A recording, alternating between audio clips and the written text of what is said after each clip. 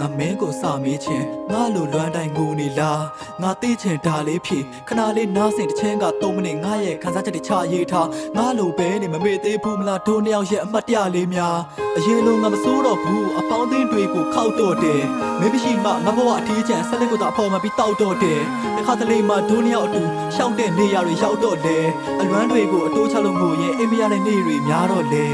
ငါရဲ့ဘဝမှာနဲ့တယောက်တည်းရှိတယ်ငါရဲ့ဘဝမှာနဲ့တယောက်တည်းချစ်တယ်နေရနာမှာငါအချိန်လိုက်ရှိမယ်ပြောခဲ့လေနဲ့ကယူမမဆိုင်တာပဲနေရပြုံးတွေကိုရနေညီတွေနေရမုံတွေဟာရတီးလို့နေမဲလေးတယောက်တန်ငါချစ်ဘူးတော့လေမုံမခပ်ပြီးမဲမမလဲကူငါမြဲတဲ့ပေးစားချတယ်ဒီလိုကိုမြဲတဲ့မဲလဲစားတယ်အရာရာအလုံးမဲတဲ့ဘောမှာစိတ်ချိုင်မဲလေးစောကစားလိုက်ပါအစင်ပြေရတဲ့ဝေးကရတယ်နေရာရမရ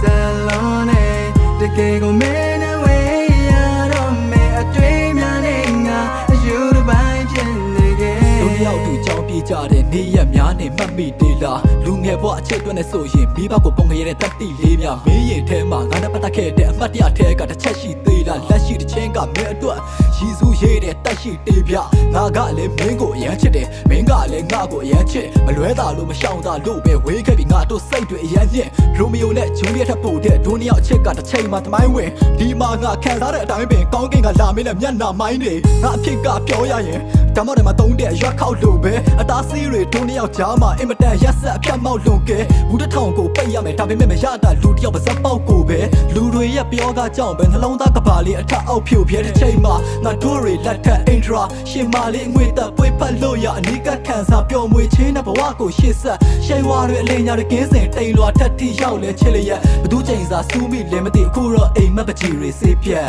မင်းနဲ့တူရှိခဲ့မှုတဲ့အချိန်တွေပြန်လာမေး